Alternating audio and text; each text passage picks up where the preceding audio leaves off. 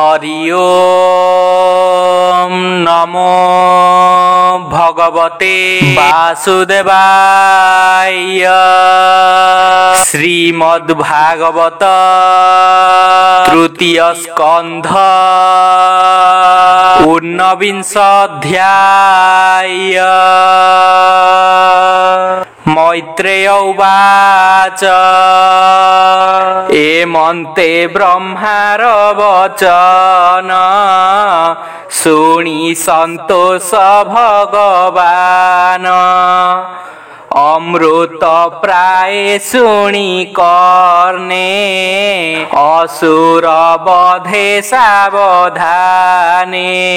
दक्षिण हस्ते गदा धरी हुंकार नादे दैत्यारी। प्रहार कले कर्णमूले गदा पड़िला हस्तु तले। विष्णु को हिरण्याक्ष चाहि शास्त्रर धर्म विचारई। आयुध नाही एहा हस्ते एहा कुमारी के मन्ते। एमंत विचारे असुर अन्ते शुभिला हाहाकार। ता शुणि प्रभु गदाधर संभ्रमे तोलिबे निकर। भय न कर तुम्भे केही कहन्ति देवगणे चाहि। एमंत कहि देवराज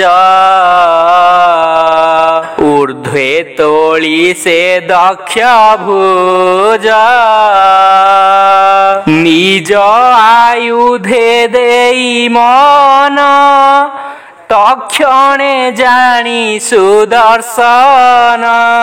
बेगे धाइला शून्य व्यापी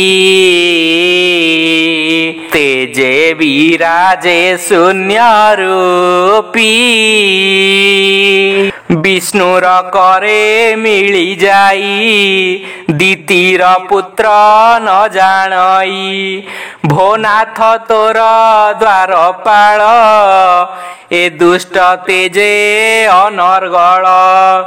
एहार प्राण बेगे हर आम्भंकु संकट उद्धर। देवंक वाक्य कर्णे शुणि कोपे धाइले वीरमणि। समीपे देखे चक्रधर ओष्ठ कामुड़े से असुर। निश्वास खर तर बहे कोपे कंपई तार देहे। कराल दिशे ता बदन नयनु प्रकाशे दहन। दहिबा प्राय 10 दिशे बेगे धामई महारोषे। डाकई पुरीला तो काल मो गदा प्रहार संभाल।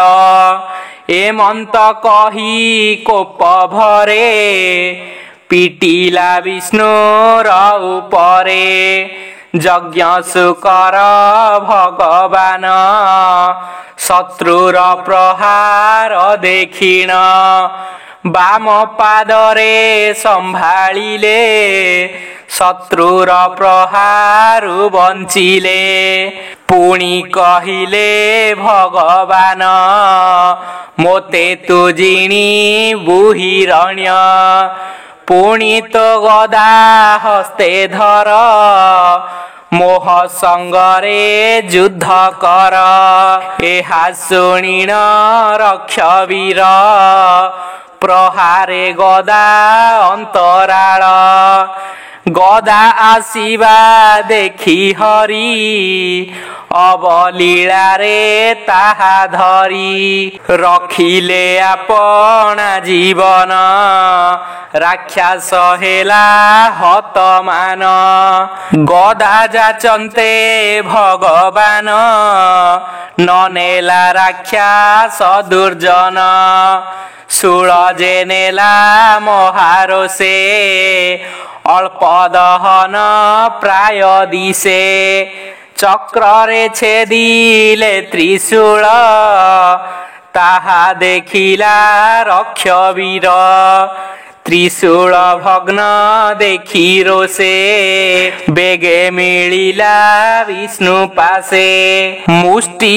उंचाई वज्र प्राये प्रहारे यज्ञ रूपी देहे मायावी दुष्ट हिरण्याक्ष शरीर कला अंतरिक्ष केही न देखे केणे गला अद्भुते शब्द शुभिला तार प्रकारे पद्म मुख स्वभावे होइले विमुख युद्ध को पशु में सजेन्हे प्रहारे दुख नाही मने पुणी क्षण के महारो से असुर मिली विष्णु पासे माया सर्जिला अप्रमिते श्री मायाधर अग्रते ए माया देखी देव जने हस्त आच्छादिले लोचने शरीर कंपे महाभये शुणिले प्रलयर प्राये प्रचंड बात बहे खरे शून्य पाषाण वृष्टि करे घोर गर्जन महामेघे रुधिर बरसन्ति बेगे पुणी पुरी समुद्र पानीर संगे बरसन्ति पर्वत प्राय देह करी निश्चिन्ते जानिले आसुरी माया रे दर्प विनाशने कोप बसिला विष्णु मने सुदर्शन धरी करे हरि धाइले धातिकारे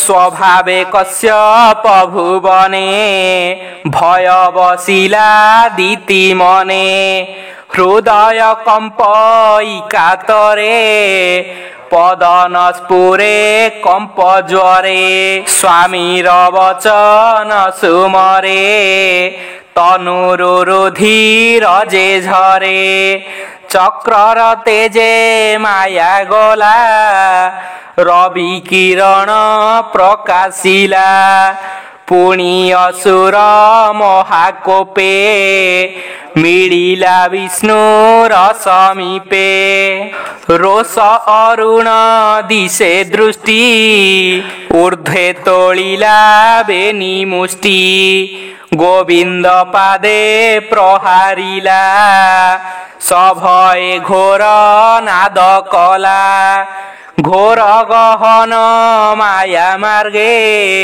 विद्युत स्फुरे दश दिगे मुष्टि बाजिला वज्र प्राये देखी कंपिला देवराये कर प्रसारी कर्णमूले गोविंद प्रहारिले बळे पूर्वे जे सने सुर राये विश्वकर्मार पुत्र देहे प्रहार करी कर्णमूले प्राण हारिले तार बळे एमंत विष्णुर प्रहारे प्राण छाड़िला कले बरे मुष्टि प्रहारे मुंड फाटी पड़िला मही तले लोटी दंत कामुड़ी अति छंदे प्राण छाड़िला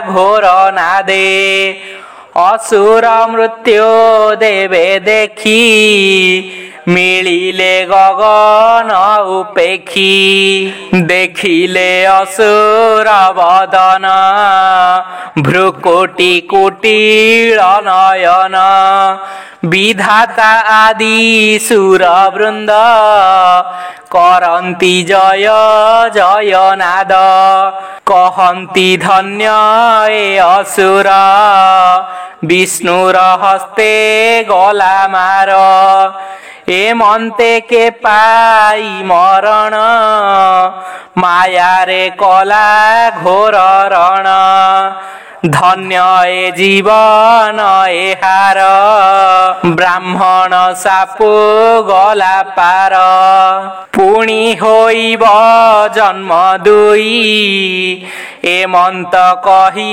विष्णु चाही ब्रह्मादि देवे कर जोड़ी गोविंद चरण रे पड़ी देवा उच्चु नमस्ते जय यज्ञतंतु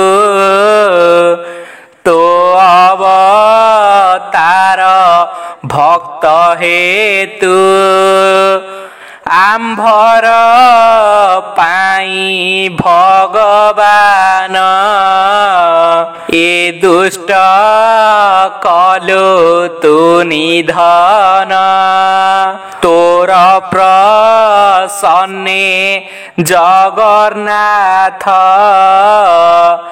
आम्भे जे होइलु निश्चिंत तोर संसार पाळेबे एमंत कही सर्वदेवे आनंदे गले निजपुर सुमने सुण हे विदुर मैत्रेय उवाच ए महाहिरण्याक्ष मारी यज्ञ वराह रूप धरी निज भुवने हरि गले उत्सव परम मंगले ब्रह्मादि देवे कले स्तुति निज भुवने लक्ष्मीपति भक्त उद्धारी महारोषे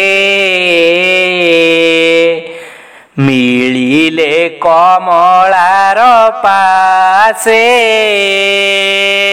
तू जाहा पचारिलु मोते प्रसन्ने कहिली मुतोते विष्णुर लीला अवतार हिरण्याक्षर जे उद्धार सुत उवाच